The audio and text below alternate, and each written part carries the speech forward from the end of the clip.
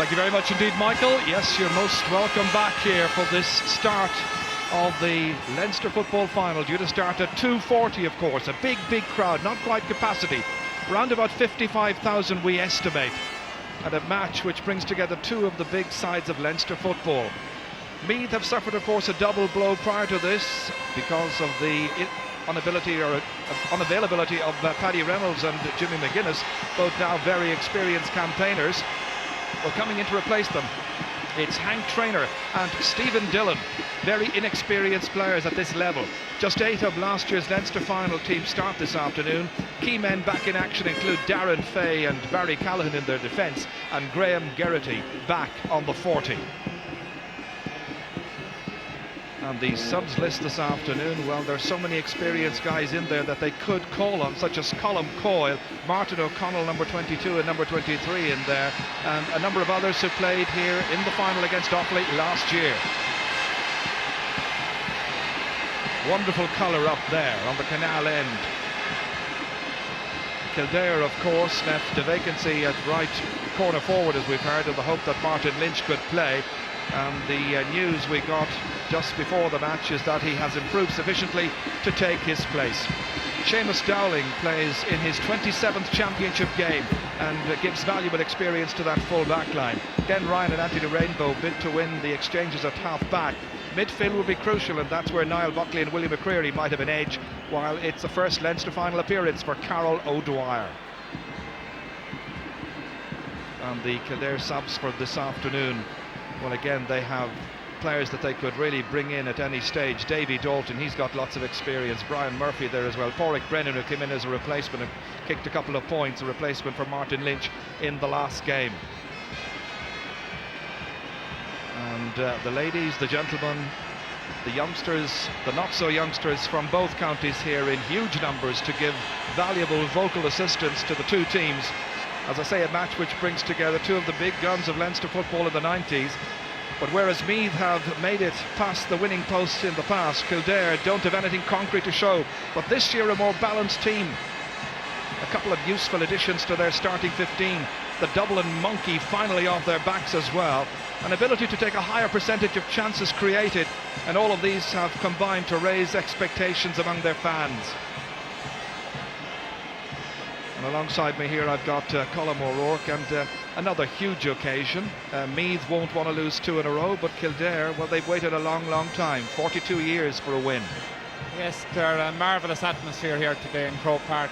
Conditions absolutely perfect. Very little wind, whatever it is blowing down towards the railway end. I suppose two great teams, managed by two of the greatest managers also in the history of the game. I suppose the only thing that Mick O'Dwyer hasn't won is the Leinster Championship, and for Sean Boylan, I think it's his 12th Leinster final in 15 years, so a marvellous occasion.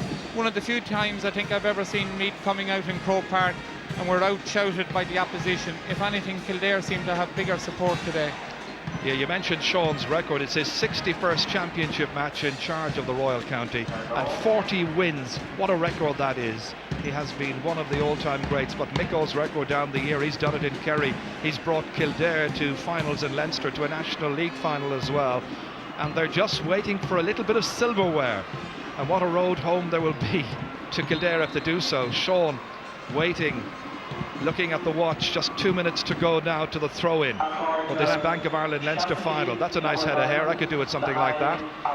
And I'm sure Sean Boylan is only about halfway through his managerial career at this stage. So now, everybody standing facing the tricolour for the national anthem.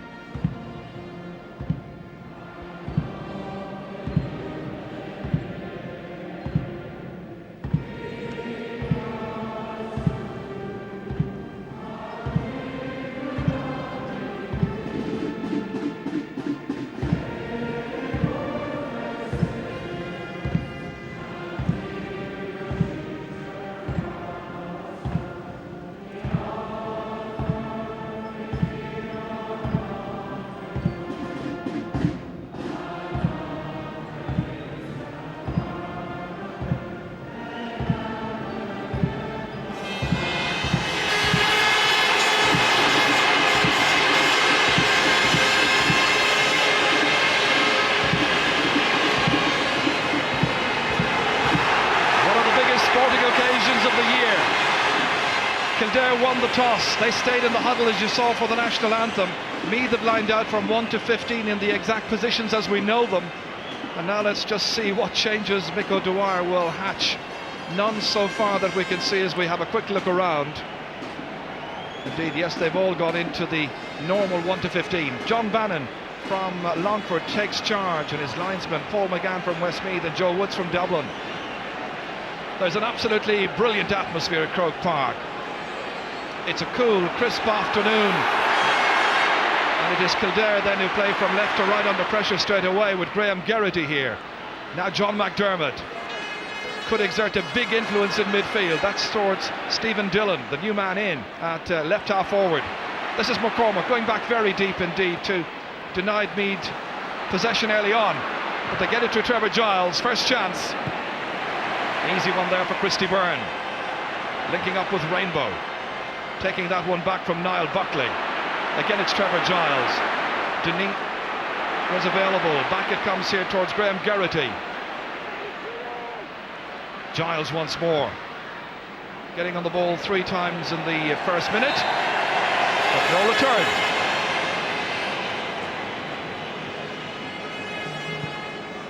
Trevor Giles playing in his 20th championship match.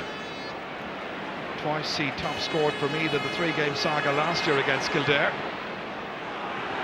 Martin Lynch, and you can be sure that the Meath backs, Donald Curtis in particular, will test that injured collarbone fairly early on in this match. Niall Buckley to take this free. Big one in towards Carl Dwyer, just getting inside momentarily. Darren Fay's cover, but Fay got back.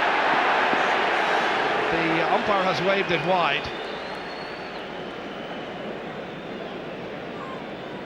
Carol O'Dwyer playing in his 2nd ever provincial final. Of course, he played in the 1992 Munster final.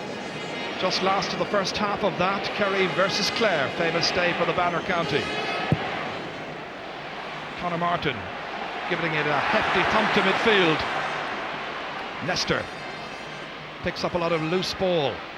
McManus down towards Dowd, trying to push his man out of the way. Brendan Riley has it, and this is a chance. Byrne makes a fine save, and it's hoofed away in the end by Ronan Quinn. That could have been an explosive start to this Leinster final. It was a glorious chance. You can see Tommy Dowd did push his man, who was Brian Lacey. The ball hopped on there for Brendan Riley, and the keeper spread himself well. Good save by Christy Byrne. All the early pressure coming from Meath, and that one has sailed over the bar, and Trevor Giles, with his 4th kick of the match, finally gets the first score. Well, all that pressure had to pay off eventually. Well, there might be a goal to the good as the fans take their seats once again in the stands, but they'll be happy with that point. Yes, that's a brilliant point. Very few players able to kick sideline balls over the field in Croke, over the bar in Croke Park. I suppose Maurice Fitzgerald scoring in last year's All-Ireland final in the last minute from a similar position. Anthony Rainbow setting up Niall Buckley. Should have a great battle in midfield.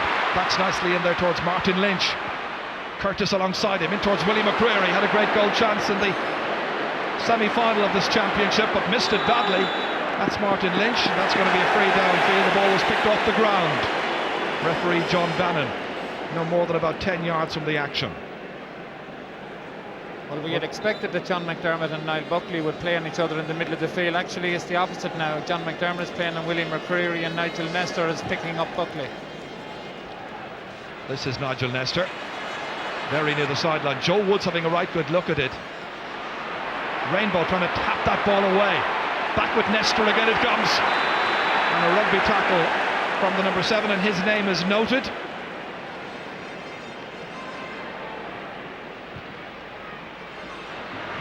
This is Brian Lacey, the man who could be playing in today's Munster final for Tipperary, setting up Niall Buckley. On it goes towards Carol O'Dwyer, drifting a good 70 metres away from the Meath goal. Here they come with Eddie McCormack. They still chase, McCormack kicking, and he's put it wide. Good pressure play there by Hank Traynor, his marker. He stayed with Eddie McCormack all the way and made the kick a difficult one. And we've got some early news from the sideline now from a reporter down there, Kieran Mullooly. Kildare would appear to have chosen the same tactics they used against Dublin. They're playing a two-man full forward line. Keep an eye on Carol Dwyer, because at the moment he's locating himself on the 45-metre line for most of the game. And that catch there won by John McDermott ahead of Willie McCreary. Back to Darren Fay. Huge one downfield. Good early ball by Meath. Tommy Dowd hoofing it outside there. Brendan Riley. Quinn gets in to challenge him there. That's Ronan Quinn from Leixlip. Still Brendan Riley. Lovely balance and control. Great composure fed ahead there. They can't quite dish it off in the end, however. And Kildare just about hold on. McCreary up towards Martin Lynch, getting away from Donal Curtis. They're playing very deep, some of the inside forwards for Kildare. This is McCormack. And the linesman in the end indicating that it's going to be a Kildare ball. The backroom team there from Meath, Sean Boylan, of course, they're directing operations early in the match to be taking a quick little drop of the water. Buckley inside there nicely towards Porrick Raven. Good turn, getting away from Mark O'Reilly. Good pressure play by the Meath defence. Darren Fay in very sharply.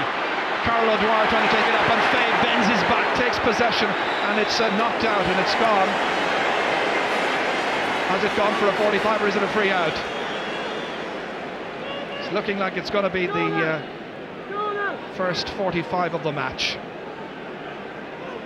Well, I know there is a school of thought that they'd much prefer to see some of those inside forwards playing for Kildare remain in there, pressurising the opposition. In fact, the referee has changed his mind. It's going to be a free out. This is what was happening here. And after all of that, as Carol O'Dwyer prevented Darren Fay coming out, referee says free kick. Back at the other end, it's John Finn getting assistance from Sos Dowling. Nicely picked up here by McManus. Fed ahead to Nestor. Now on it goes towards Giles, looking for a second point in this match. Well, he's been the one that's been taking all the shots so far. And that's a second wide.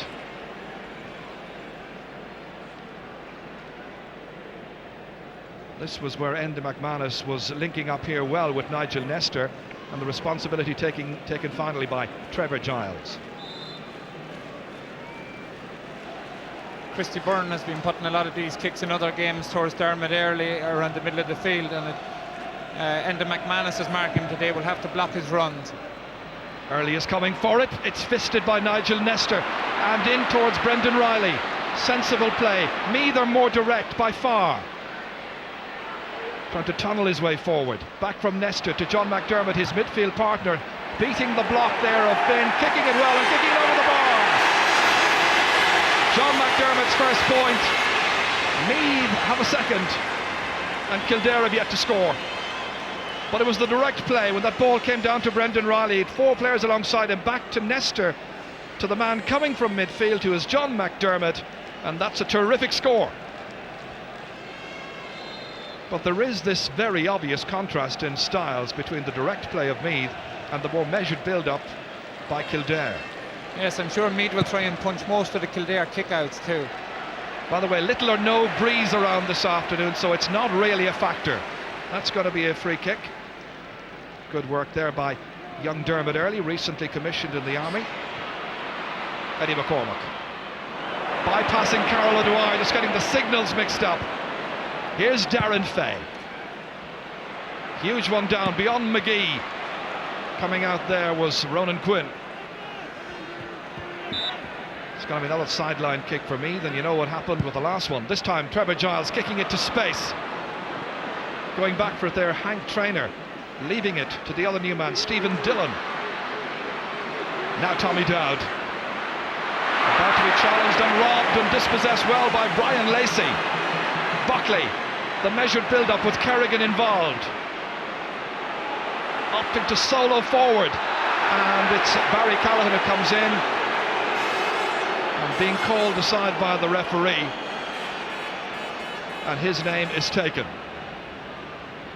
Yeah, well, Barry Callaghan is marking a player that he'd probably prefer not to have to mark, because Declan Kerrigan is going to be moving all over the pitch and running at him. and Barry Callahan would probably prefer to play on a bigger man. Goes in for the charge here, catches him high, takes him down. Referee has no option but to book him. Of course, it was a trouble spot in the past, and we had Enda McManus playing there. Remember in the All-Ireland final not all that terribly long ago, when he was playing against Mayo, and he opted to stay back rather than running after his man everywhere and anywhere. And Declan Kerrigan's okay. They look a bit concerned, waiting for their side to get their first score. Yes, Barry Callahan would probably stay well back and maybe not follow Declan Kerrigan at all. Boric Raven getting it at the second time of asking. McCreary alongside him. Nigel Leinster trying to dispossess him. That's back there by Anthony Rainbow. Again, Niall Buckley feeding it to Kerrigan, going by Callahan the second time. Back helping out there was Graham Geraghty. Now McCormack kicking, and poor shooting. The cheers you hear are from the Meath followers up at the canal end. 3 wides already for Kildare. Not a promising start for them.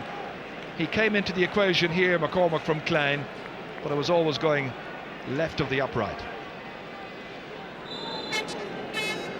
2 bad misses from Eddie McCormack, coming in the right way for a left-footed kicker and missing the 2 of them. Good fielding. McDermott takes it down to Nigel Nestor. Well won by Lacey. Here's Glenn Ryan. He'll be an important figure in the centre of that Kildare defence. Niall Buckley. Good control. In towards O'Dwyer. First time hitting by O'Dwyer, but it only goes a couple of metres, but way up into the air. Picked up by Hank Traynor. Trevor Giles next. Coming into it here is Enda McManus. 3 players alongside him. It's Traynor once again. Moving forward, McCreary gives chase. Doing well to dispossess the number 7 of Meath. Good composure. Anthony Rainbow. Nicely forward for McCormack again. Trevor Giles is back challenging. It'll be curious in this match, another example of modern day football where the attackers have to come back and augment the defence. Joe Woods is giving the ball to Kildare. Mick O'Dwyer in the background there. Declan Kerrigan about to take this, playing in his 23rd championship game. Up to Martin Lynch, almost losing it. Donald Curtis alongside him. Curtis has turned into one of the most valuable defenders in this Meath defence. Carol O'Dwyer. Good control, selling the dummy. Where's the support? It's Martin Lynch. Anthony Rainbow still looking for that first point. Threaded forward there to Kerrigan. Here's the chance. It's on target. Well, it's taken a fair old bit of time. 13 minutes. But it's 2 points to 1, and Declan Kerrigan finally gets Kildare's first score. But you can see the amount of difficulty they had just getting that necessary latitude and space. Kerrigan hitting it way up into the air, but this time it was on target. I suppose the contrast in Meath and Kildare's style shown there. If Meath had the possession in the corner, they would have got it across into the middle with a kick. It took Kildare 4 hand passes. McCreary can't take it. Instead it's McDermott, strongly built. Traynor down towards Trevor Giles. That's touched away by Sos Dowling. In fact, it was McGee who was trying to get in there. One of the great campaigners of Kildare football. Graham Geraghty to kick this. Very tight angle, trying to see just who's available. Getting plenty of calls. And there is a Kildare player on the ground as the referee will whistle up the play. It's Brian Lacey. And Tommy Dowd, I think, may be spoken to, and his name has been taken. There was an inordinate delay as that ball was about to be hit in, but this is what happened. And Tommy just pushing Brian Lacey out of the way, and he gets away with a booking.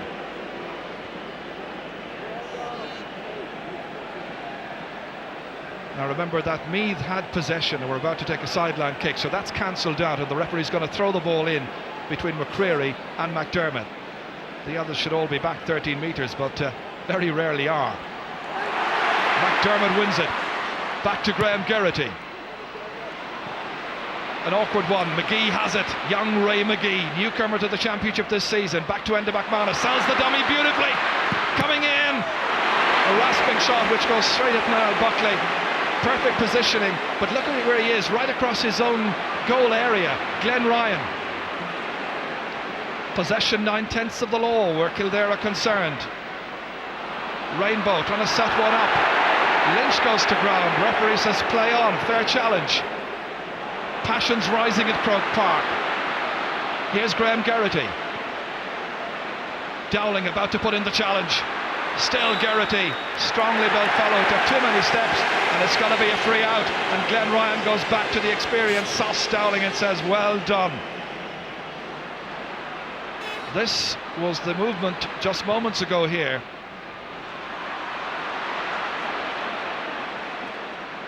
Carol O'Dwyer battling, beaten by Barry Callaghan. Callaghan down the line towards Brendan Riley. Ronan Quinn alongside him. Jersey pulled, progress impeded, and the free awarded. This the save just moments ago here, as Meath were breezing forward. McManus was coming onto it, and perfect positioning by the midfielder Niall Buckley. But it shows the pressure that Kildare are under, having to bring their midfield players back in to help the full back line. That's a kick from a very tight angle, and it produces a point. Young Ray McGee, his first from a free, and it's 3 points to 1. A virtually impossible angle.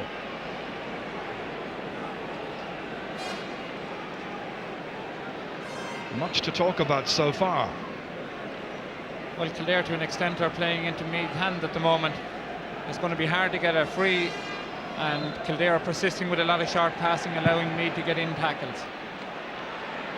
This is Dermot Early. That's what they've been doing in the past, and that's the first time it's worked out in this match. He comes to take the kick out. Trevor Giles alongside him, trying to brush him aside.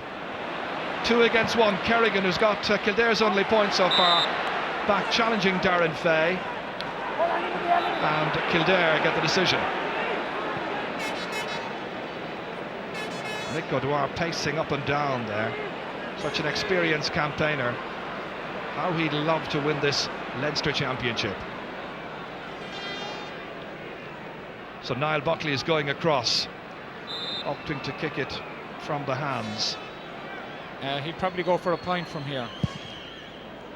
In towards the big square. Plenty of men in there to challenge. Carl O'Dwyer has it, puts it back to McCormack. They need a score here, but he can't produce it. He's hit one either side of the post now, but he really was surrounded by Meath defenders. 4 wide so far for Kildare, and just 1 point.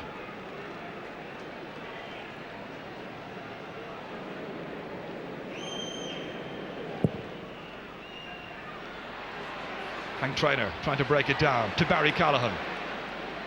Meath looking sharper. Geraghty. That's a great block down by Declan Kerrigan. The 2 number 11s involved in that little piece of action. Going long. And that time, just too long. This the block down here, just moments ago, as Graham Geraghty was kicking it in. How about that for timing, commitment and courage? Yes, and it shows the way that Kildare are going to defend. Glenn Ryan, who is allowing Graham Geraghty drift out to field. He's not going to pick him up until he comes inside the Kildare 45 and leave it to players like Declan Kerrigan to cut him off farther outfield. Congested midfield, and it's Nigel Nestor getting it back to Barry Callaghan. Good skill. And there was definite holding. Trevor Giles being held back by Anthony Rainbow. Rainbow from Suncroft is having his number noted. In fact, it seems to be more than that. It may well be a booking. We'll wait to see whether the referee raises his hand or not, which is the only indication we have whether it's a number taken or a booking. It is a booking.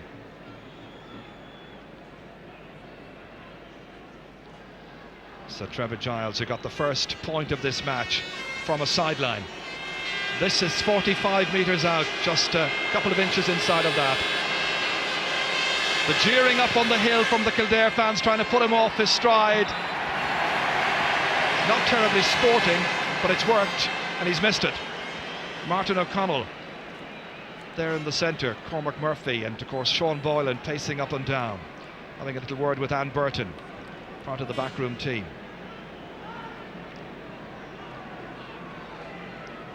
Christy Burns kick out, so important, straight through the centre it comes again. This time it's Enda McManus who mops it up. Graham Geraghty, Glenn Ryan going out to try and dispossess him. McManus available, Trevor Giles likewise. Quick change of direction, difficult ball for McManus to contain, but he did so well against Rainbow, but off his stride as he hit that final shot. McManus has been getting forward time and again in this game. 5 wides now for Meath. This, the latest one here, he was really being challenged and challenged hard.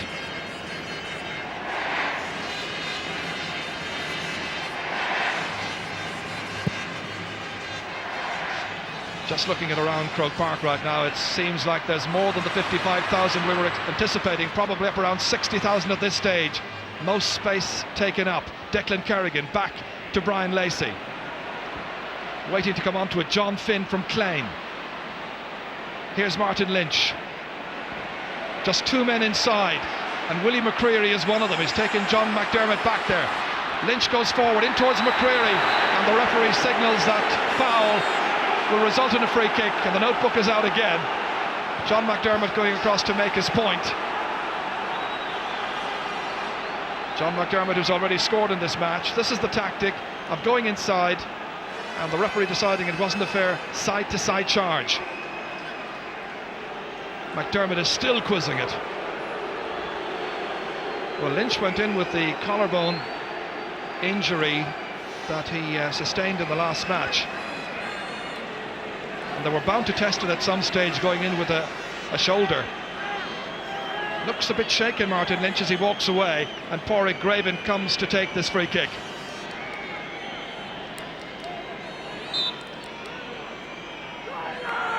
In a game of few scores so far, and nearly 22 minutes gone, Graven looks for his first in this particular match.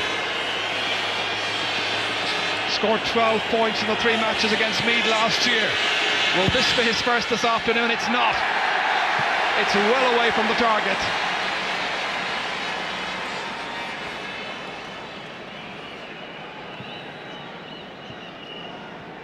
So some extra news now from the sideline from Kieran Malooly. Sean Boylan has been speaking to Brendan Riley and Tommy Dowd. The instructions to Tommy Dowd is to come more out into the field, more out into the half forward and into centre of the field, so keep an eye from there. The centre of the field gets more and more congested. Graham Geraghty, that little tip onto him there. Players to the right, players to the left in support. Nigel Nestor, one of them, so too Trevor Giles. Nestor's to his right. On this left-hand side he's also got plenty of assistance. That's Hank Traynor. John McDermott, shouldered, still Traynor. And he's booted it to the left, but under incessant pressure. Real chance for Hank Traynor to impress in this match. Of course, they're missing Paddy Reynolds, player who picks up an awful lot of loose ball around midfield. Still very tight, still very tense.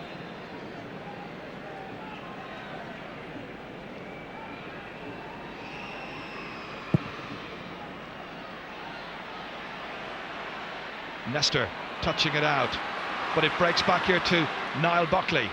Straight to Martin Lynch, transferred there to Dermot Early, took the shoulder well. Inside towards Pádraig Graven. Mark O'Reilly alongside him, fed inside towards Willie McCreary. Nice composure and a good point. That's the second for Kildare, one they've really needed. They stay nicely in touch. Plenty of chances now for Kildare to celebrate, and it's 3 points to 2. And it has been a feature of Willie McCreary's play in all the games, getting forward into good positions.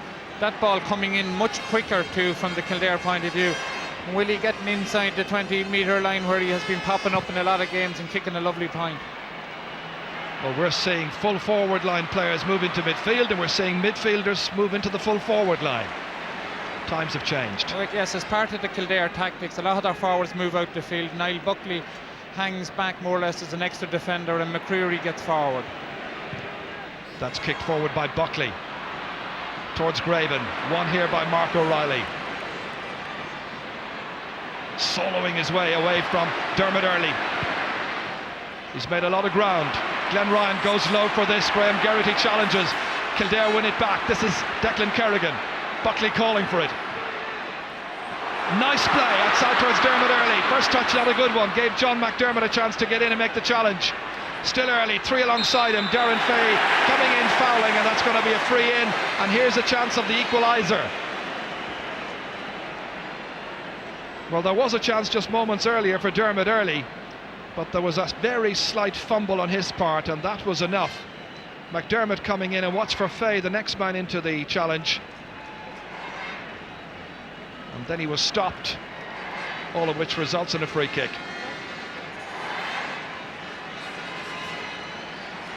Settling into his task very well in the Championship, Dermot Early. He also gives them options, I think, in future years in midfield. It's going to be Pádraig Graven to kick this. He's missed one already. John McDermott back near the goal line, back on the goal line. Will this be the equaliser? It will. It's 3 apiece. Graven's first from a free.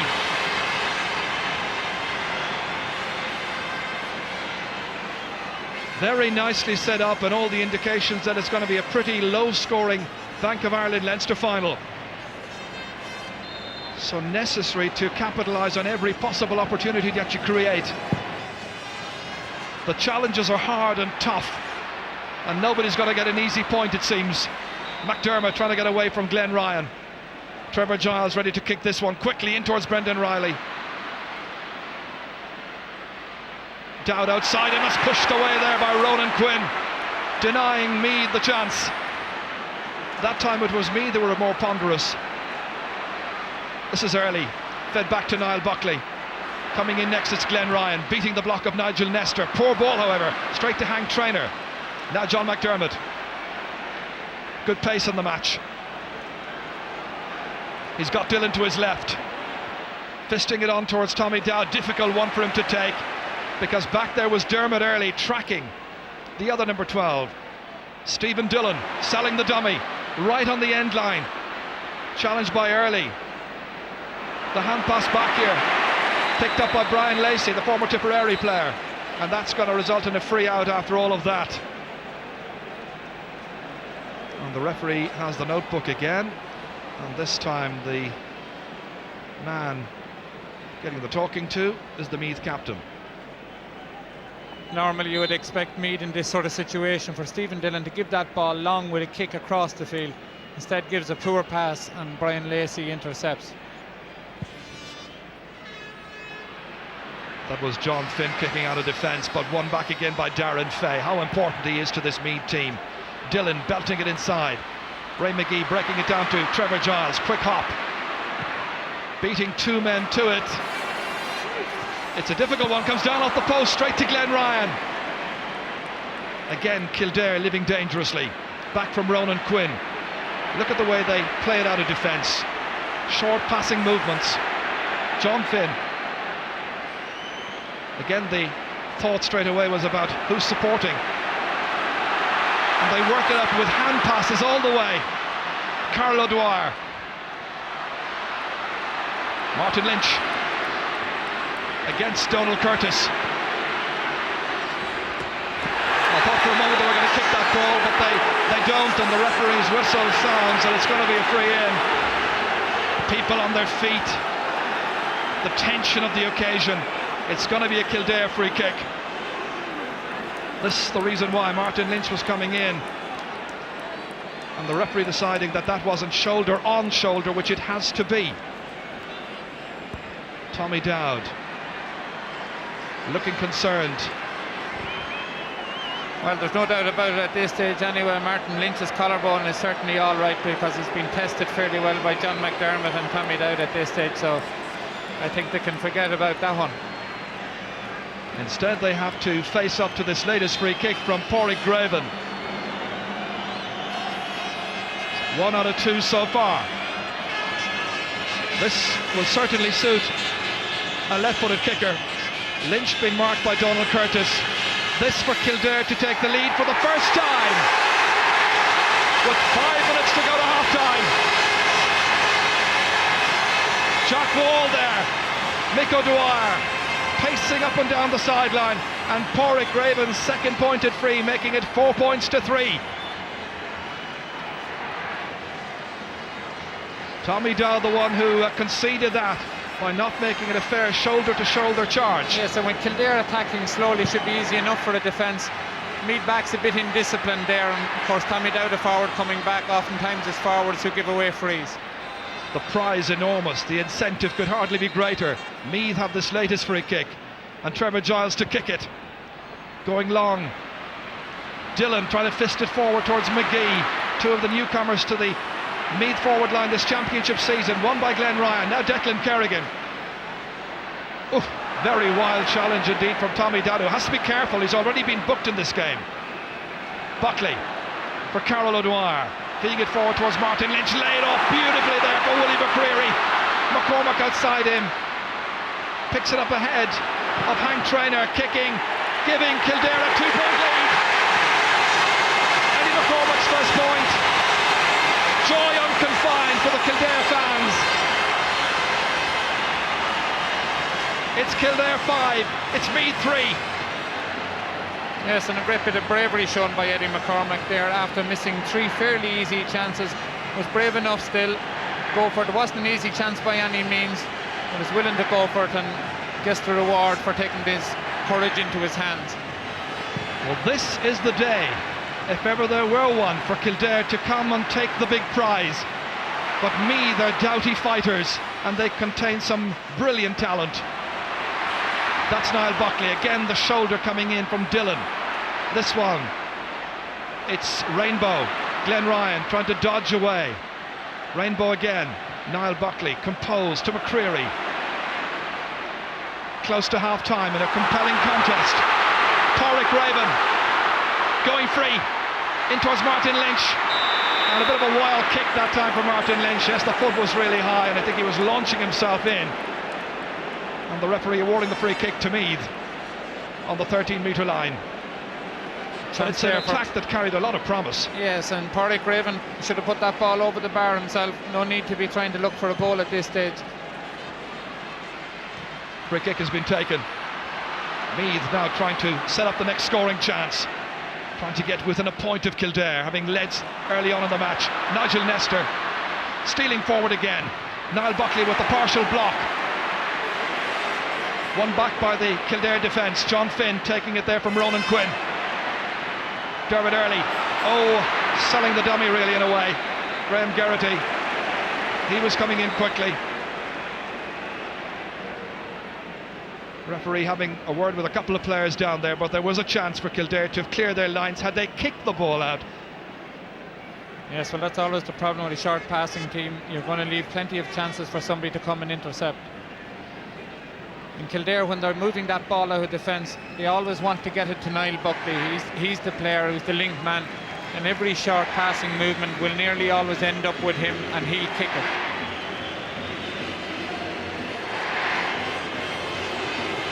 They seem almost compelled to hand pass the ball out of defence time and again. And following that passing error, it gives Trevor Giles this chance to put just a point between the teams a minute before half-time. And he's done precisely that. A second point for Trevor Giles, both of them from set pieces, and it's 5 points to 4. She's a little happier. Well, that's an important point for me too. Kildare have begun to dominate the game, and we're winning most of the possession around the middle of the field, and the Kildare backs are having much the better of the Meath forwards at the moment. I think from a Meath point of view, they'd be better off if Tommy Dowd stayed in a bit closer to the goal. A total of 21 chances created so far in this game. Meath have created 12, Kildare 9. Still a few seconds left in the first half.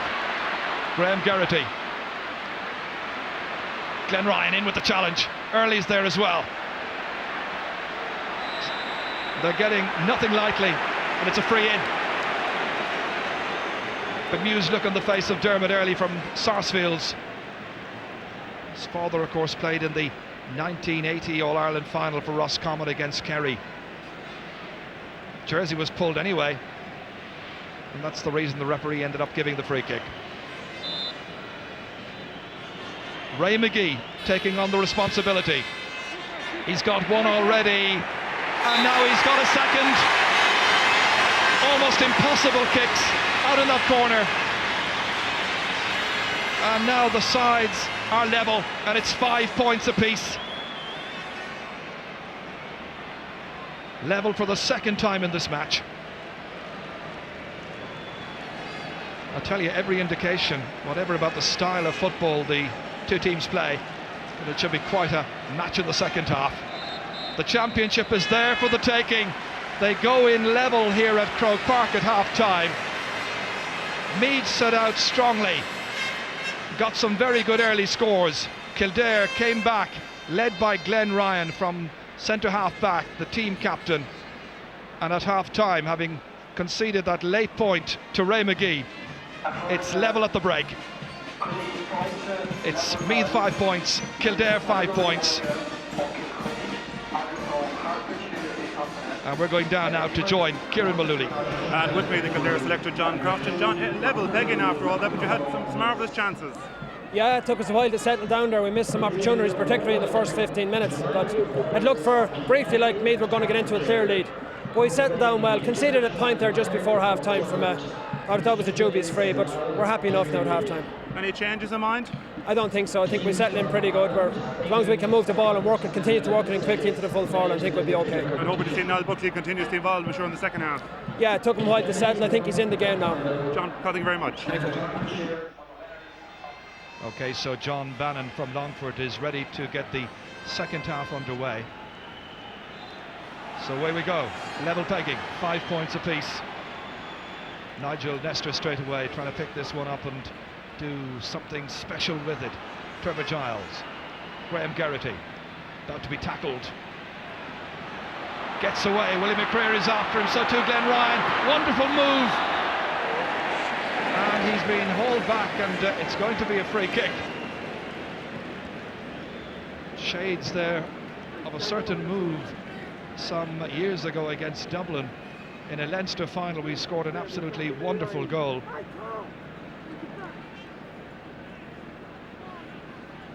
So it'll be free in for Meath right at the very start of the second half. John McDermott, the only Meath man to score from play in the match so far, and the trip there, or attempted trip, on Graham Geraghty. Trevor Giles will be the free taker. This will restore Meath's lead. Directly in front of the posts. No breeze about. Confidently dispatched. 3 points now for Trevor Giles, and it's 6-5 in Meath's favour.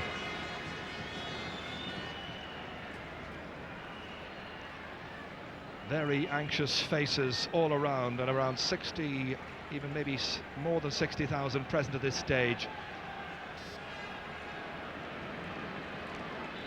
Christy Byrne to kick out. Going towards Rainbow, fisted back by Trevor Giles. Niall Buckley, who's been a major influence in this Kildare team over the last number of years. Ronan Quinn setting up Anthony Rainbow from Suncroft. Eddie McCormack, ooh, that's a free kick. Fouled by Hank Traynor. Just as Eddie McCormack was going down to pick up this ball, the boot came flying in. And the referee is over there and taking the name of Hank Traynor. So that's now 5 Meath men have had their names taken.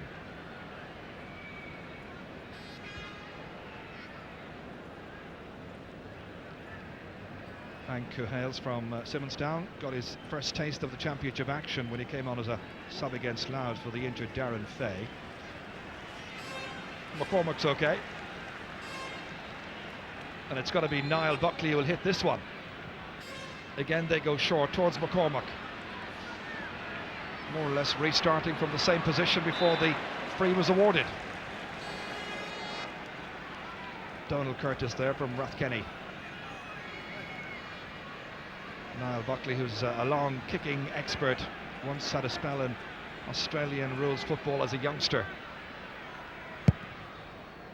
Very deep indeed, but straight in there to Conor Martin, challenged by Dermot Early. Out to Enda McManus.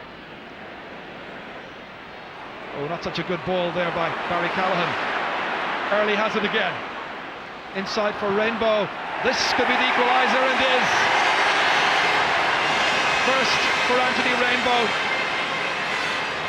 They go point for point. When Meath got caught there doing what Kildare did the first half, short passing out of defence when it should have been kicked upfield, intercepted, and a great point by Anthony Rainbow. That just about levels it out when you think of the incident Colin refers to in the first half. The Meath slackness punished emphatically.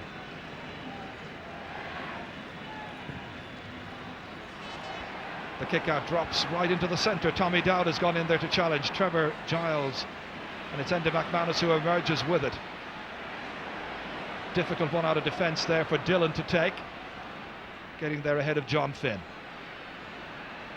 Stephen Dillon, an aimless kick straight at Glenn Ryan. Back to Niall Buckley, back to the centre half, back it comes. Going long down there towards Porrick Graven, spills away from him. Donald Curtis. Tommy Dowd next. Trevor Giles. Nice ball forward towards Brendan Riley. It gave him a decent chance of getting onto that, getting it away from Ronan Quinn. Looking for the assistance, and they've had to go back onto the 45-metre line. Now quick change of direction to John McDermott. Good defending up to a point. Great defending. Ronan Quinn. Here's Brian Lacey. Declan Kerrigan, high challenge for McDermott. McDermott, one of those 5 already booked in the Meath team. Free kick goes down towards Carl O'Dwyer, brushed away however unfairly by Darren Fay. Kildare get the free kick. One of the nice things, Jared, I think about today's game is the players are getting heavy knocks on both sides, but there's no such thing as shamming it. Everybody's getting up and getting on with the game. It's a very honest type of game. Absolutely. Here's Eddie McCormack. That's a fine ball across towards Porrick Graven, but the defenders were anticipating some great defending in this match. That's Hank Traynor. Up to Nigel Nestor. Tommy Dowd. Chance here to run at Brian Lacey. Transferring it to Nigel Nestor. Buckley getting in to try and do some defending. Here's Giles. Rainbow staying with him. We're getting nothing easily. Dowd again. Trying to inject a little bit of pace into the attack. McDermott in the end, as they couldn't make the incision, goes long, but he's hit it to the right. Kildare are protesting, and Meath are protesting even more vigorously. Martin O'Connell, who of course was man of the match in an All-Ireland final back in the 80s, still a great campaigner alongside Colm Coyle. Kildare, great defence there. They shoved the Meath forward line over and back across the pitch, not able to get the incisive breakthrough. It beats them all except John McDermott, scrambling for it, touching it on the ground however. Free down for Kildare. Willie McCreary looking a little bit weary, but all of these players super fit athletes. Buckley. Martin Lynch coming to try and win the race with Donald Curtis. Curtis, he really is a good defender. He's come on in leaps and bounds in the last couple of years, taking it back there from Trevor Giles. Now it's Carl O'Dwyer who's back defending. Tommy Dowd trying to steal inside. Lacey trying to hold him outside. Good ball inside, and it's Darren Fay at the end of it all who's blazed it wide. In the old days it wouldn't have been tolerated, the full back going all the way up in a Leinster final, and they've got 8 wides now. It's a big tally. Well, Darren Fay is following Carl O'Dwyer very tightly, and Carl O'Dwyer moving all over the pitch, so it's bringing Darren Fay much more into the game. I suppose in that situation, I'd prefer if he was able to hand it off to some of the forwards. 2 men in the full forward line for Kildare. Martin Lynch and Pádraig Raven. It won't reach them just now because Trevor Giles has made a very good catch. Nigel Nestor. Brendan Riley took it beautifully in his stride. Ronan Quinn trying to challenge. Brendan Riley, clever player. Good composure. Now what'll he do? McGee brushed aside brilliantly by Finn. Comes out to McCreary. A wholehearted, honest encounter here at Croke Park. Martin Lynch. Kildare momentarily down to 14 players. Or rather it's Meath who are down to 14 players. And the referee now holding up the play. Trevor Giles is receiving attention. Bad news for me. Trevor Giles down, not the sort of player who'll lie down unless there's something seriously wrong with him. Trevor, who is a physiotherapist himself, Sean Boylan coming out there, Anne Burton, and also the team doctor, Dr. Owen Clark, there on the right of the picture. I wonder if we can see just how this all came about. I think there was a clash of legs or a clash of ankle with Trevor coming across the pitch. This is it. Going up highest of all, Glenn Ryan was coming out and he turned down awkwardly.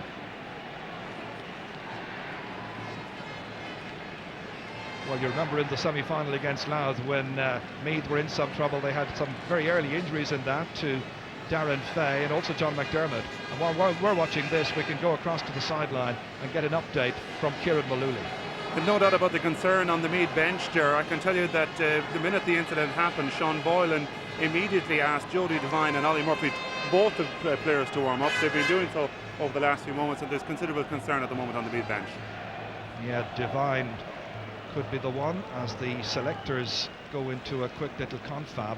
Devine will be coming in for his 20th championship match. If it's Ollie Murphy, well, it would be his 12th. He was the star of the show in the second replay, of course, against Kildare last year when he scored a goal and 4 points. At least it's not his ankle, it looked like it's the knee, which is a very, very serious injury, and they apply the ice pack to it instantly. But will that be sufficient? Yes, he came down very heavily on the leg and obviously twisted in landing after making a great catch.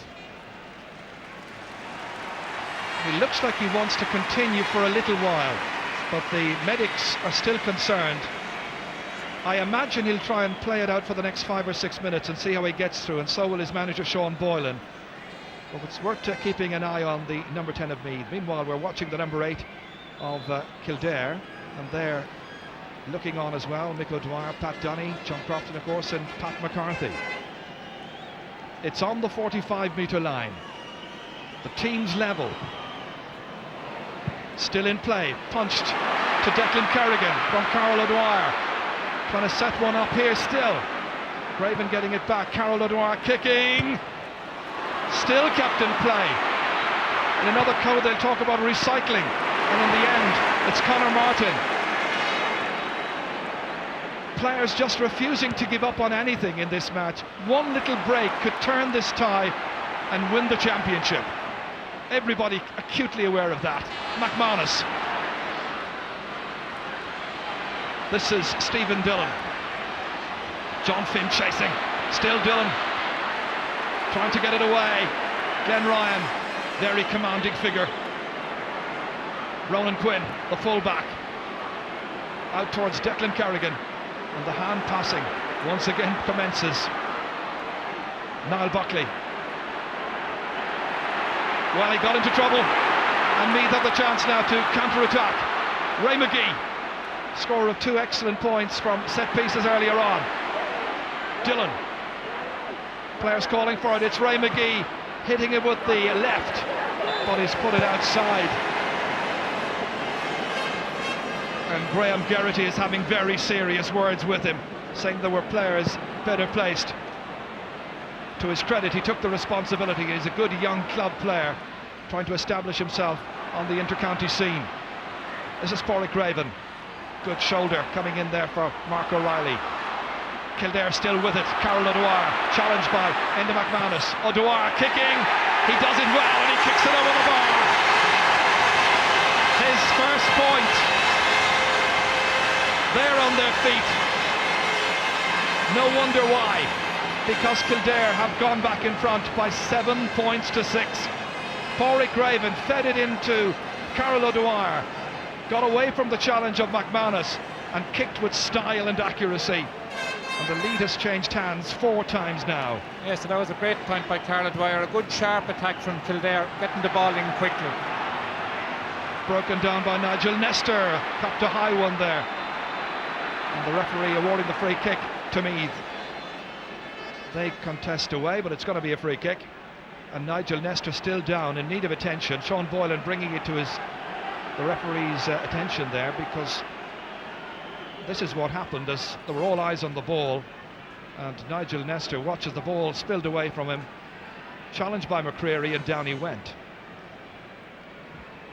The quality of the football may not be great, but the level of commitment is incredible, and the pace of the game is frantic, and it's going to go down to the last 10 minutes. Both sides very, very, very fit. It'll be a real test of stamina in the last 10 minutes of this game. Nico looks at the watch. Only about 14 minutes gone in the second half. Brendan Riley trying to dish it off, and that time he catches Declan Kerrigan. Now, was it intentional? He got him with the elbow, no doubt about that. Brendan Riley has been sent off. He was booked already, and once the referee was reaching for the book, it appeared inevitable. Meath down to 14. This is the reason why. Riley was coming across here, the ball is spilled away. He went in high with the elbow to Declan Kerrigan. Kerrigan went down like a sack of cement, and Meath are reduced to 14 players. Yes, well, Brendan Riley won't complain with that.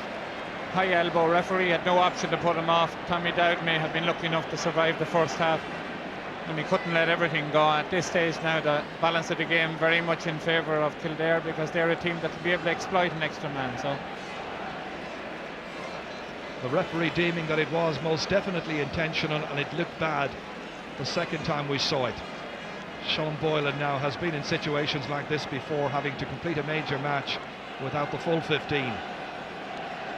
And straight away, as Danny Mulvihill, the doctor, comes in to attend to Declan Kerrigan, who still appears to be out cold, we wonder whether Kildare will be forced to make a change. The stretcher's in, so they're about to make a change. And coming in, that looks like, let's bring in Kieran and find out exactly.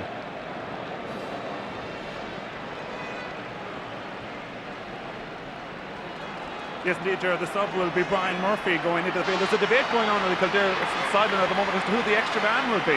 Michael O'Dwyer has a considerably different view to some of the selectors. An interesting debate. We'll have to see what the outcome of that is. Well, Brian Murphy is a former Cork minor. He's coming in. He's played before against Meath, but this is the very sad sight of Kildare being forced to make a change. Eamon Murkatig there, son of Mihal on the right-hand side, who's the physio attached to this Kildare team. We'll just look to see where they will utilise the extra man. Right now, it is Kildare who press. Conor Martin. Meath having to play the last 19 minutes of the match with 14. And they might have lost a man, as we know, in the first half, Tommy Dowd. Willie McCreary. This is on now to Ronan Quinn. The hand pass, a little slack out there. Dermot Early. Support ahead of him, Willie McCreary. Challenged, but not challenged with any great deal of conviction, and it comes back to Buckley. Ball pumped in, could have gone anywhere. Graven was after it and very nearly made a decent connection. well, Meath will decide, of course, who the Kildare extra man is. What will happen now is Meath will withdraw and leave only about 3 forwards up front, and they'll cover off all the men around in the middle of the field. So they'll leave the extra man back in the Kildare half-back line. That's the only thing they can do at the moment. As we watch a reprise of that kick, which very nearly produced another score for Kildare, it's John Finn who is the extra man back on the half-back line. In fact, he's now closer, or is it indeed John Finn? We'll check in just a moment as Dermot Early has it. Ronan Quinn is the extra man, I can tell you, back on his own back line as Donald Curtis protests. Referee has indicated with his arm that it's going to be a free kick to Kildare. Still having words there with the referee as the left corner back. So Ronan Quinn from Leixlip, he is the player without anybody to mark, so the extra man, as it were. Kildare with a narrow lead, and this free kick coming up to be taken by Pádraig Graven. Yes, well, what a lot of people don't understand about the extra man, it's Ronan Quinn at the moment, but as soon as he moves forward, he'll be picked up and there will be a loose man left in the full back line all the time, or that's the way Meath will hope to play it anyway. The free taker has got 2 out of 3 frees so far in the match. Again, plenty of jeering, presumably this time coming from Meath, but that has found the target. And the jeering was pointless because Graven has taken 3 out of his 4 frees. And Kildare fans now must passionately believe that victory will be theirs, but it's such a tight game. 8 points to 6, and still about 17, 18 minutes to play. Not the greatest Leinster final, but most dramatic. Barry Callahan with the free kick, and out comes the extra man. That was Ronan Quinn. Niall Buckley next. That was taken away there well by Donald Curtis. Next, John McDermott. This is Nigel Nestor. And now you expect the Meath players just to up their game that extra 1 or 2% if that's possible, because they've been giving it everything they possibly have up to now, it appears. Curtis kicking it to Tommy Dowd, gets away from Quinn. Here's a chance. He's got support. Should go for the point. He's trying to burrow his way through. Rainbow got it back. Then Dowling, and away it comes out into the centre to Willie McCreary. And that was a point-scoring opportunity missed by Meath. Most unlike them. Lacey kicked in the end by Niall Buckley. A huge one down towards Brian Murphy. Darren Fay there to challenge. Murphy, one of the stars of the 3-match game last year. Pádraig Graven to Carol O'Dwyer. That's the 45-metre line. Can he kick with accuracy the second time? No, he can't. 8 wides for Kildare, but this is Tommy Dowd at the other end. Did that extra solo, and there he was. 1, 2, 3, 4, 5, 6, 7 if you include Brian Lacey. Kildare players around him, and it was the number 7 who got it away, Anthony Rainbow. Yes, it was a great chance of a point for Tommy. Probably should have gone and taken it in the beginning. Goals are very hard to come by here. McDermott rises to the clouds. That's magnificent skill. Great catch. Outside him he's got Hank Traynor. Free to Meath. Kieran Mullooly waiting on the sideline to give us an update. It looked like Trevor Giles' Leinster final is over, Jerry. He came to the side and had a word with Sean Boylan, and as a result, Ollie Murphy is about to be introduced into the game. One other point, Declan Kerrigan was concussed. I spoke to him in the treatment room a few moments ago. He's recovering.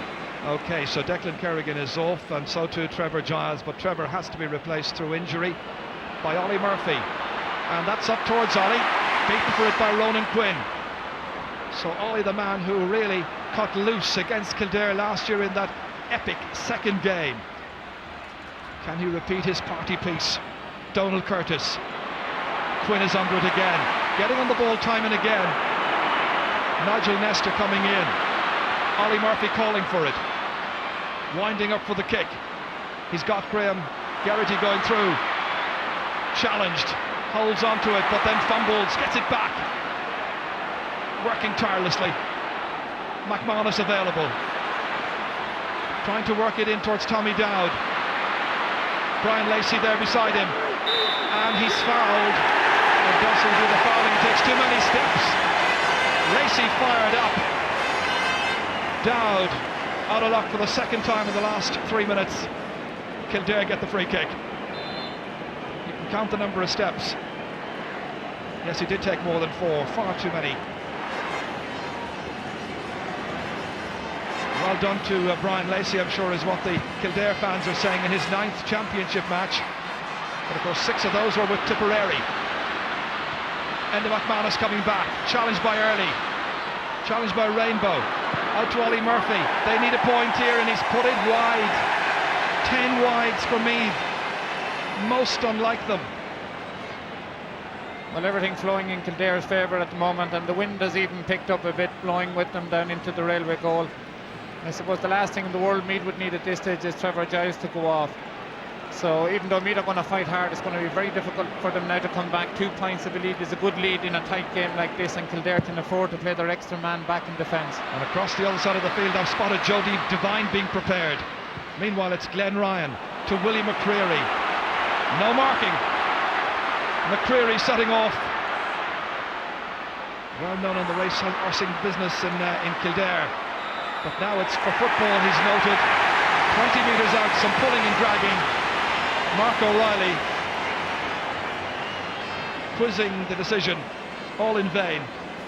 Graven is ready to take the kick, and Jody Devine has just come in.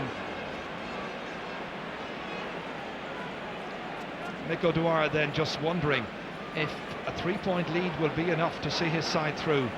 Stephen Dillon, the one who has been replaced. Jody Devine is in for his 20th championship match. There he is.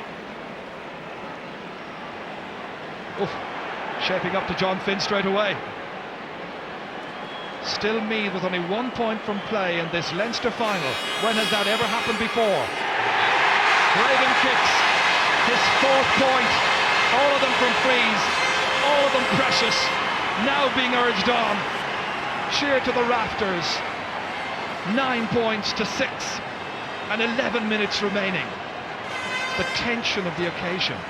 1956, the last time that Kildare won the Leinster Championship. They'll never get a better chance than this right now. Barry Callahan having to go back, restart the movement.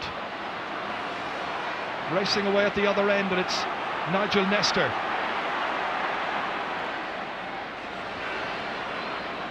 Tommy Dowd. Devine was available. Again it's Dowd. Very much on a solo effort once again in this, it seems. Now he lays it off to Ollie Murphy. Ollie's kick. They dispute it, but it looked very good from here. A valid score, and Murphy has got his first, and now only 2 points in it. We just had mentioned that they'd only scored 1 point from play. You were wondering where Tommy was going, seemed he was going to end up in O'Connell Street. Finally laid it off to the man who was in support, Ollie Murphy. And that means 2nd point from play this afternoon. Hoping to work the oracle once again, Sauce Dowling. He's had a long career. 10 years ago he was Kildare Player of the Year. Barry Callahan here, who starred in the championship at quarter forward just 2 seasons ago. Enda McManus, jersey pulled by Dermot Earley. Free very quickly taken. No time for pausing in this match. Jody Devine, again, very direct football, going forward, taking it on beyond John Finn. Getting bottled up a little. Outside of the boot, intended for Nestor, picked up instead by Early. Now Buckley, here's Lacey. What a finish to this match. Down towards Graven. Will the Leinster Championship of '98 be remembered as the year that Kildare came good? With a father and son combination. That's the son, Carroll. Carroll taking it back from Martin Lynch. Just checking his stride, steadying himself and putting it over the bar. 3 between them again. There's defiance for you from the supporters. Carroll O'Dwyer's 2nd point. Fed to him by Martin Lynch. 10-7. Good play here by Martin Lynch, doing the sensible thing. Then a quick check by Carroll O'Dwyer, and that's a great kick. He is perhaps the missing link for them this year. Towards Willie McCreary. McCreary down towards Martin Lynch again. Is this to be Micko's day and Kildare's day? McCormack going through, fumbling. I think he saw the whites of Conor Martin's eyes as Micko saw his man attacking. It's going to be a 45. Well, the game is opening up at this stage now, and Kildare are playing great football, mixing around a bit of kicking as well as the short hand passing. But they need to get another point or two to be safe, because there's always a danger of Meath coming back and scoring a goal. Plenty of butterflies in plenty of tummies. Brendan Riley so disappointed, having been sent off with 20 minutes to go.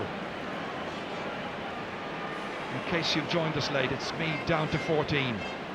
They've also lost Trevor Giles through injury. Kildare have lost Declan Kerrigan through injury. 2 fresh men in for Meath to try and freshen up their ideas. Niall Buckley with this 45-metre free. It's going left, it's gone wide. 9 wides now for Meath, or for Kildare, 10 for Meath.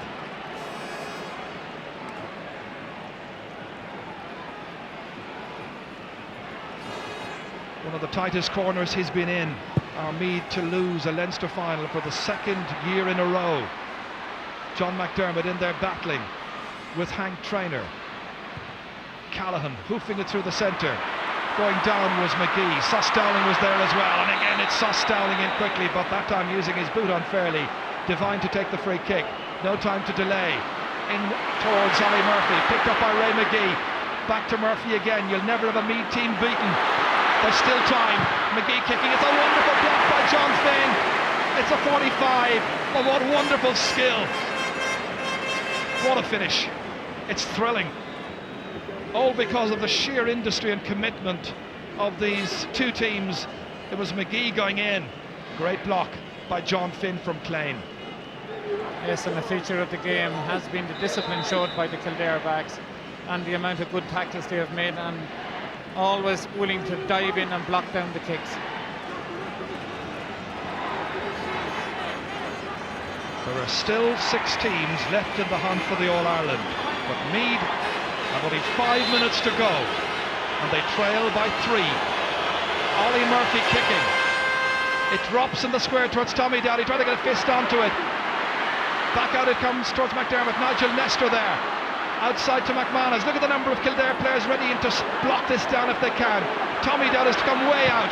30 metres out to get space, and it's a terrific kick. Tommy Dowd may have missed a few earlier on. He's finally got one. This match is not over by any means. 10-8 in Kildare's favour.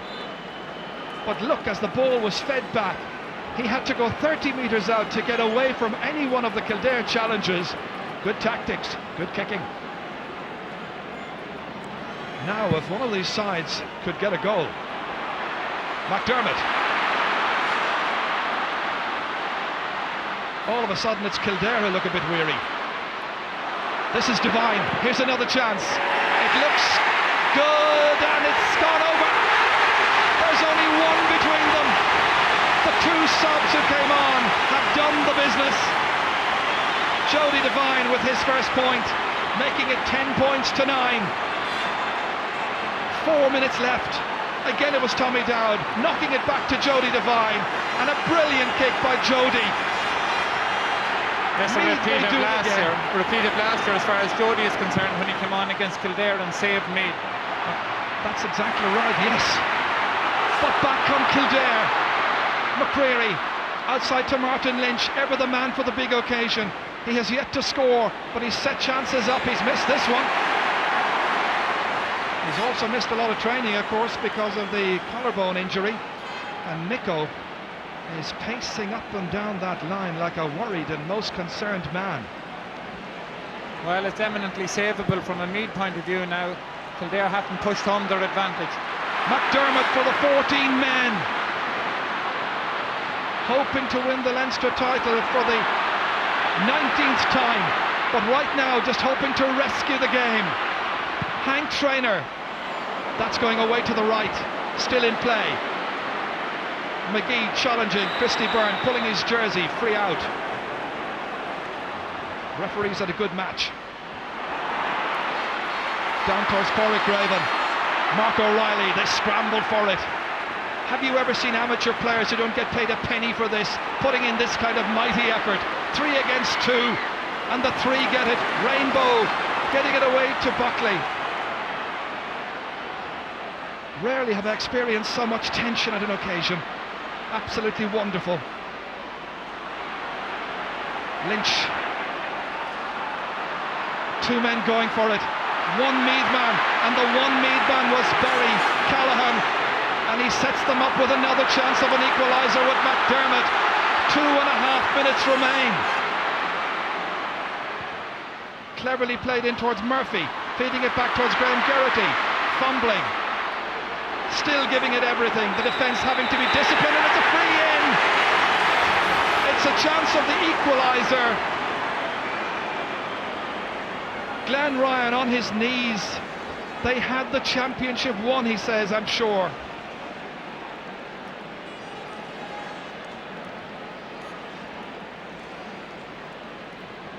This is what was happening just moments ago here. The upshot of it is a free kick. Geraghty was in. Here's the free kick coming. McGee kicking it, he's put it over the bar. 3 points for Ray McGee. They're level for the 4th time. The Meath fans who must have thought it was gone and lost. And they're back level. But we still have about a minute and a half to play. Who's got the strength? Who's got the stamina? Who's got the courage now to dig really deep? It's going to take something special. Martin Lynch is a player loose inside. Here it comes from Brian Murphy. It's a goal! Kildare score a goal! And it's Brian Murphy who's done it! Just over a minute remained. The most wonderful comeback at the other end. But the counter blow from Kildare, Murphy's goal, making it 110 to 10 points, and now Meath come forward. I'll tell you, we'll all need a check on the hearts after this particular match. Murphy feeding it in beyond McDermott. There was a chance there just for a moment, but Niall Buckley has it back. The SARS man, whose grandfather was a famous Kildare player of yesteryear. Brian Murphy, the hero. But it was a wonderful ball over by Martin Lynch to spot him. They go again. Eddie McCormack trying to ensure victory, but he's put it wide. 11 wides, but who cares? He won't care. But this move just moments ago by Martin Lynch, he set up points, he's now set up a goal, and that was clinical finishing by Murphy. Yes, Brian Murphy did exactly the same, of course, last. He scored a great goal in the second match. Brilliant ball across by Martin Lynch though to set him up. Devine just now into injury time. Free kick to Meath. The referee's slowing it down, and John Finn's going to have the name taken. Whew. I don't know about you, but the tension is incredible. Yes, well, it's a goal or bust from this move for Meath. So John Finn concedes the free kick. Jody Devine knocks it in. It's caught in there well by Ollie Murphy. They need a goal. It's up in the air. It's stayed to play for McDermott's there. He got a fist on it. It's gone wide. Christy Byrne goes down injured. Disappointment there on the face of the mentors and the subs. Christy Byrne just winded. Christy playing in his 12th championship match. Micko, who's seen it all, done it all, never won the Leinster title. He's won the Munster, he's won the All-Ireland with Kerry. This is the best chance he's ever going to have. Meath created 24 chances, Kildare just one less, 23. But they have a 1-goal lead. All eyes on the referee. Well into injury time. Buckley takes it back. Are we about to see Kildare win for the first time since 1956? Surely it has to be. They've got the free kick. McDermott goes back. Well, it's been a very tight game, Jared. Not much in it, but I don't think anybody could begrudge Kildare a victory. They have, I think, been slightly the better team for most of the game. You just got a quick glimpse there of the face of Davy Dalton, one of the great stars, out injured. Didn't get his position back when he recovered. Broken down, won again by Enda McManus. Fisted towards Callaghan, but he never had a chance of getting that one. Instead, it's Willie McCreary. It's over the bar, and Kildare now are about to be crowned champions. Willie's second point. We've seen so many teams come in this decade to win championships in hurling and football. We've never seen Kildare. You've got to have long, long memories. They won first in 1903. Carol O'Dwyer belting it into space, taken well by Eddie McCormack. Now they're all confident. Now they're champions. McCormack second. We're still in injury time. Still a few more seconds to play. Kildare will go mad, I'm sure, for a week after this. Who can blame them? Well, it's champagne stuff from Kildare now at this stage. 2 brilliant points from play. Well, when you get the goal and your opposition is down to 14 and you're back playing at full throttle again. I suppose it's easy to come forward and be a bit confident. McDermott, what can he do? They're 5 behind, a little row almost threatening to erupt here, but thankfully common sense prevailing. The referee has now played 3 minutes of injury time. There can't be much left in this. Again, pressure on the defence, but they get a free kick out. Ronan Quinn about to take it. The referee has had another long look at the watch. I think it's all over. It is, and Kildare are the champions. Champions for the first time in 42 years. Look at this for celebration. They won it, as I told you, in 1903 for the first time. That was after 3 matches against, of all opposition, Kilkenny. They won it in 1905 against Louth. They beat Dublin in 1919. Then 7 wins in 10 years between 1926 and 1935.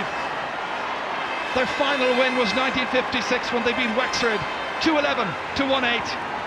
And now they have won it for the 12th time in 1998. Wild celebrations. Finally the captain, Glenn Ryan, I'm sure will get across here. Carol O'Dwyer, he came in, he showed he could take scores from distance. He was one of the key parts of the jigsaw that Micko put together. Credit as well the other members of the backroom team, Pat Denny, John Crofton and Pat McCarthy. And for the record, they won by 5. It's Kildare, 1 goal and 12 points. Meath, 10 points. What a finish, and this is what it's all about. The colours of both counties are there. Now the celebration begins. Now the invasion of Croke Park. They've been bitterly disappointed over the years. These fans had nothing to cheer about. Now they've got a team, winners in the last 4 of the All-Ireland Series and champions of Leinster. Yes, and Gerard, nobody could deserve it more than Glenn Ryan. He's been a fantastic player for Kildare over the last number of years. A great leader, a great captain, and nobody in Meath, I'm sure, would begrudge him his hour of glory. And a lot of other Kildare players too have been great footballers and just never got any reward. People there like Niall Buckley and Willie McCreary and Declan Kerrigan have been around a long time, Sos Dowling, and it's nice for them to at least have one day in the sun. And I mentioned also Sean Boylan and his backroom team and his great lads who... It takes 2 teams to give us a wonderful finish like we had there. Unbelievable tension. And a great achievement too for Mick O'Dwyer. After all he did with Kerry, it was a great thing for him to come to Kildare, and now we see the reward for it out here on the pitch. Thousands and thousands of Kildare people. It's a great day for them, and fair play to them. I think they deserve it. Of course, it's just part 1 of a double header here in the Sunday Game Live. We'll be going to Thurles later on for Tipperary against Kerry. That's the second match live this afternoon. But now, this is the moment that these Kildare people, the youngsters, have never seen it. They've seen Dublin, they have seen Meath, they've seen Offaly come and take the trophy. Never their own team. And the Meath people have stayed on the field, but they have lost a Leinster final for the 2nd year in a row. And now Jim Berry about to make the presentation. Jim Berry, who's chairman of the Leinster Council.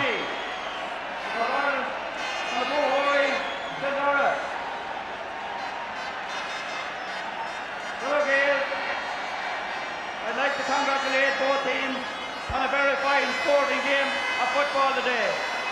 It's been an historic day for the GAA and particularly for County Kildare after 42 years to bring the cup back to the Lily White. They've long been awaiting it. Back to the eras of great footballers, the Jack Donnelly, the Pat Donnelly, the Mick Carlin, the Ollie Crinigans, the Pat Mangan, back as far as the Jack Higgins, back as far as the late 20s and the early 30s. Kildare are back again and back today with a great victory over a very gallant Meath team. I'd like to thank the sponsors of the Football Championship, Bank of Ireland, and their representative today here, Joe Larkin. I'd like to thank the referee and his officials. I'd like to thank the supporters of both teams who came along here in their great numbers today on this historic occasion for football. There's not very often that a Rowan Towers man captains a Kildare team to a Leinster victory. It's not very often. It's not very often that we have a Rowan Towers man as vice chairman of the Leinster Council. And now it gives me great pleasure to ask Seamus Aldridge, a Rowan Towers man, vice chairman of the Leinster Council, to present the cup to Glenn Ryan, a Rowan Towers manager. Did you ever think this day would come? If you're a Kildare fan, it has. Kildare are the champions. Leinster champions now for the 12th time, for the first in 42 years. And after this and after the celebrations, I'm sure Mick O'Dwyer will think about the Munster final, which we'll have very shortly. And will it be a case of Micko's old team against Micko's newest side? And what a side. They've won this by 5 points. And all of that coming up after the break.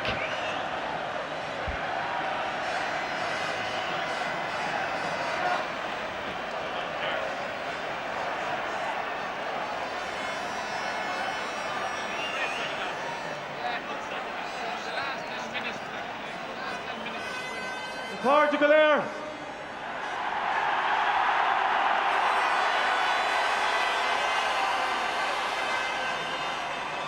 Winter Kildare, her foot on Tira. Oh, it's Winter Kildare, her foot on down. Tom Brown, how's on Bristol Cree Hart. Horace Goss Gormille. Tom Corn Line, ag Choctor Ash, go Kildare.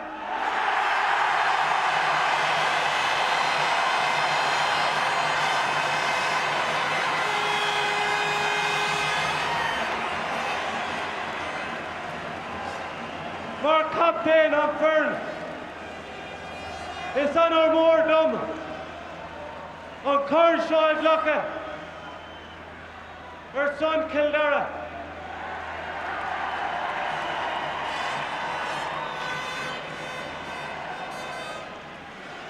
Ladies and gentlemen, people of Kildare,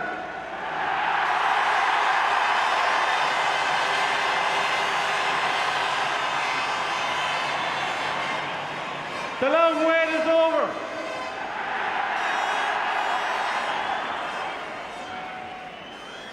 It's 42 years since a Kildare man has had the honour to stand up here. So I'm going to take some time and go through everybody.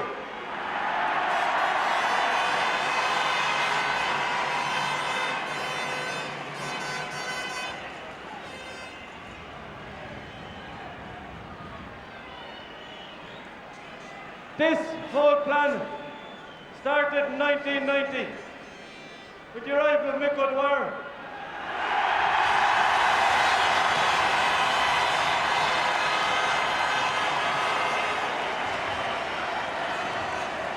But there are a lot of people to be congratulated and thanked. There have been many people who played with Kildare and have worn the white jersey with great distinction and have come away with nothing.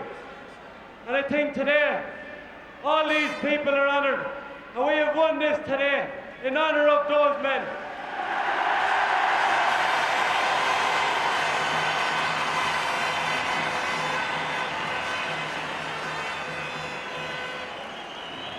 I have to thank the many people who are associated with this victory, starting with our whole team who have been out in Hawkville and Newbridge for the past 8 years.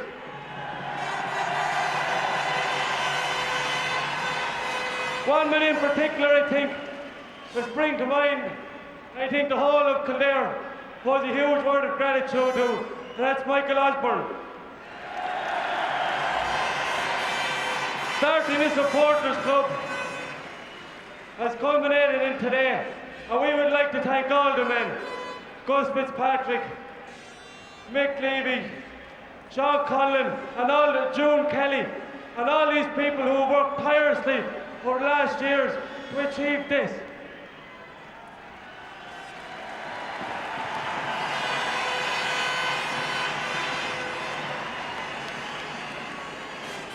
I would like to thank Holly McDonald and all the people who have put in a huge effort to provide us with our food and everything that was required out in Hawkville and in Newbury. So Pauline, thanks very, very much.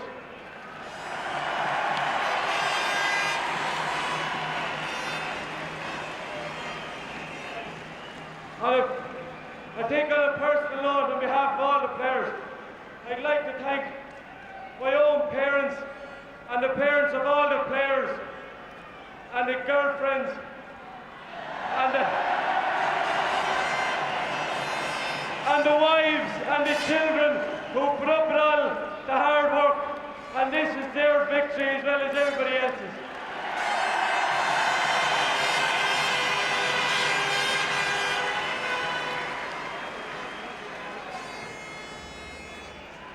I'd like to pay a huge tribute to the Meath team.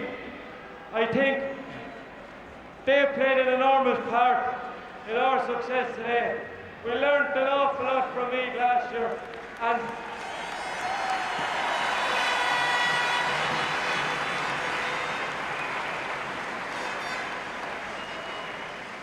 I just hope that we can accept defeats in the future the same way they have today, and I'd like to pay them a huge praise. And 3 cheers for me. Hip hip! Hip! Hip! To all the clubs who have allowed these bunch of players go freelance for the last number of years, and all the club members and everybody who has played a huge part in it. To all our management team, I go there.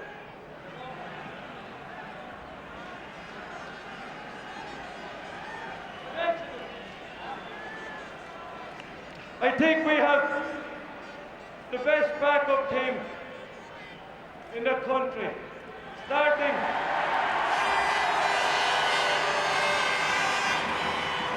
of course with our county board, who have helped us out enormously, and Jack Wall and Seamus Aldrich, who laid down the foundations last year and said to us, lads, if you achieve success this year, the world is your oyster. And that was one of the incentives to us. So to Jack, Seamus, to all the county board, thanks very much.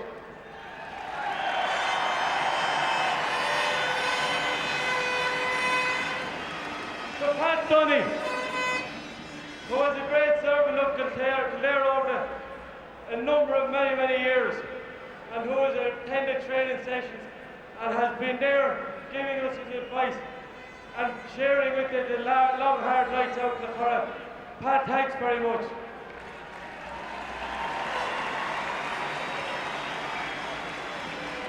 Pat McCarthy.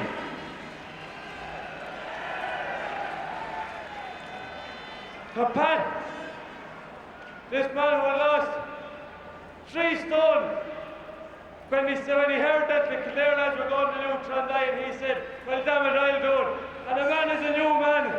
And thanks very much, Pat. You're a Kildare man through and through.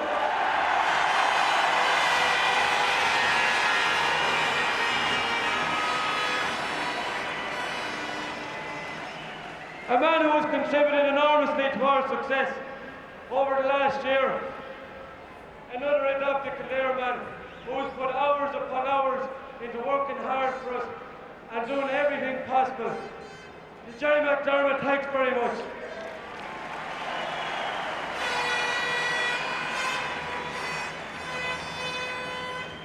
I think we've the best medical setup in the country. Eamon Murray-Hertic, a man of a famous banner, but now just as famous himself in his own right.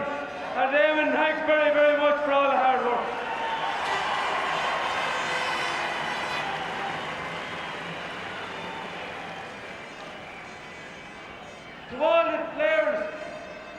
come in and took part in training sessions and took part in matches just to assist us and to help us. That's thanks very, very much. And we're thanking the lads as well, thanks.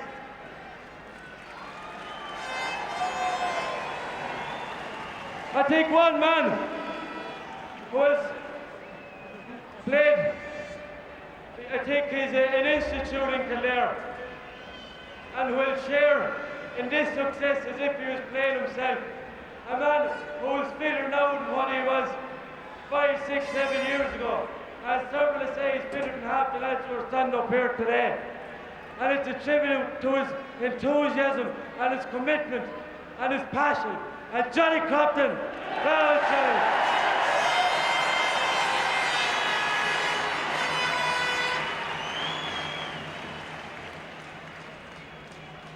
I know what sort of reception the next man's going to get. But the man is unbelievable. The man started this whole thing off. He gave us the energy and the will and the determination. And to see that man with his enthusiasm that he still has after 40 or 50 years in this game, and to see him travel that road up and down the Waterville 5, 6, 7 times a week.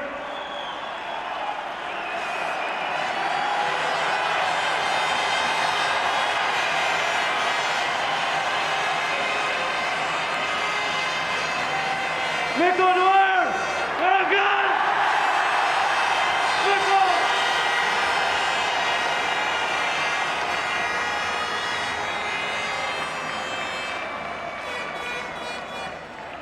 If I've left anybody out, I hope you understand. We're taking up everybody today. Everybody has played a part. From the very top of the doll from Charlie McCravey, right down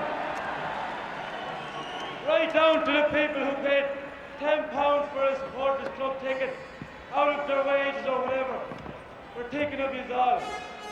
But I'd just like to remind everybody, Lee, my brother, said to me during the week, he said, when we went Sunday, you haven't reached the destination, it's only a stopover. We're going to have a couple of right days, but let us go on and win the All-Ireland.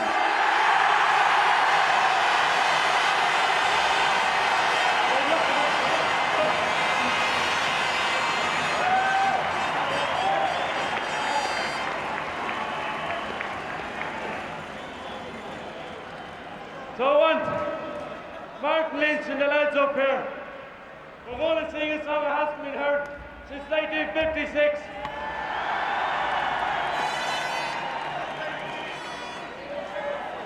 You with me? All together. Spring is past and the summer's come back,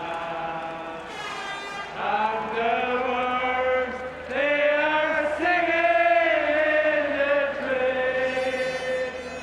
Their little hearts are glad, but mine is very sad.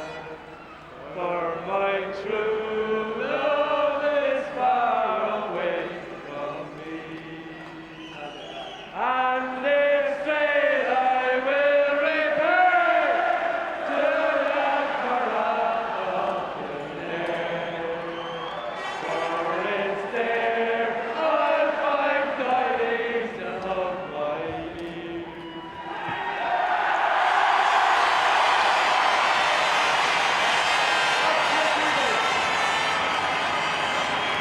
And I think to this band, to this Kildare team itself, we've put in a tremendous effort. And this team, lads, is going to go further than this.